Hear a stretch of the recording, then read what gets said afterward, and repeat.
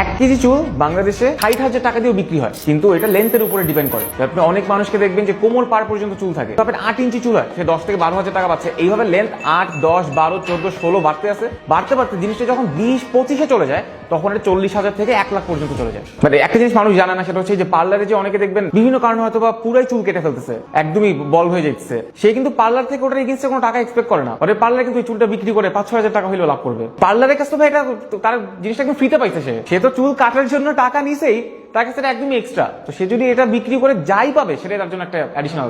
আমার জানা মতে চুলের বিজনেসটা শুরু হয় চুয়াডাঙ্গা থেকে, চুয়াডাঙ্গার পর এটা আস্তে আস্তে নওগাঁর দিকে আসে, উত্তরবঙ্গের দিকে আসে, এবং ওভার টাইম এটা কিন্তু এখন পুরো বাংলাদেশি হয়। এবং ওই এখন কিন্তু আপনি এক্সপোর্ট করতে গেলে আপনার চুলের উপরে অলমোস্ট 25% ট্যাক্স দিতে হয়। কিন্তু যখন এটা শুরু হয়েছিল তখন সরকার খালি চাইতো ভাই এই চুলটা তো ইয়া করা যায় না, মানে মাটিতে ডিকম্পোজ হয় না, অনেক বছর পর বছর সময় লাগে। তো সরকার তখন চাইতো ভাই চুলই তো যাইছে, ময়লা যাচ্ছে আমার দেশ থেকে, বাট এই ময়লা যে কি পরিমাণ দাম এটা কারো আইডিয়া ছিল না। এখন যখন আস্তে আস্তে শিল্পগুলো বড় হচ্ছে, আরো মানুষজন এখানে আসতেছে, তখন আসলে সরকার বোঝা শুরু করলো, ও আচ্ছা এটা তো ফেলে দেওয়া উচিত হবে না, এত টনের পর টন চুল যাচ্ছে, উইক যাচ্ছে, এটা তো মানে বিদেশি মুদ্রা আসছে আমার দেশে, আমি কেন ট্যাক্স চার্জ করবো না? এই জন্য আমি এখন ট্যাক্স চার্জ করতেছি। ইম্পোর্ট করলে যদি চুল কেউ ইম্পোর্ট করে, কারণ স্পেসিফিক সব দেশের মানুষের চুল এক হয় না, ইউরোপিয়ানদের চুল একরকম হবে, আমার চুল একরকম হবে, তো হয়তো যেই উইকের উপরে ডিপেন্ড করে যদি ইম্পোর্ট করতে হয় 25% ট্যাক্স দিতে হয়। অনেক সময় চুলের ইয়ার কোয়ালিটির উপরে ডিপেন্ড করে 50% পর্যন্ত ট্যাক্স দিতে হয়। বাট সেটা আপনি এক্সপোর্ট করেন কোনো ট্যাক্স নাই, বরং আপনি বেনিফিট পাবেন, সরকার আপনাকে ইনসেন্টিভ দিবে যে আপনি এক্সপোর্ট করতেছেন। একটা জিনিস বুঝতে হবে যে ফ্রন্ট ফেসে কোন বিজনেস গুলো আসে, ইন্ডাস্ট্রি,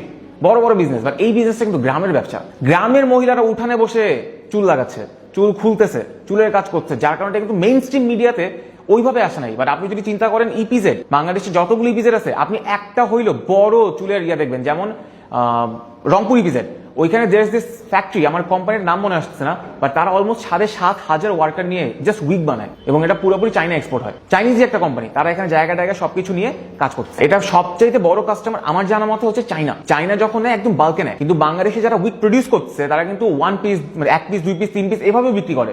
তারা করে কি ইউরোপে পাঠাচ্ছে, ওই যে অ্যামাজন, ইবে, এটা থ্রুতে সেল করতেছে। আমি যখন একসাথে 2000 পিস প্রোডাক্ট সেল করবো, আমার কিন্তু দাম কম হবে, আর আমি একসাথে বাল্ক সেল করতেছি।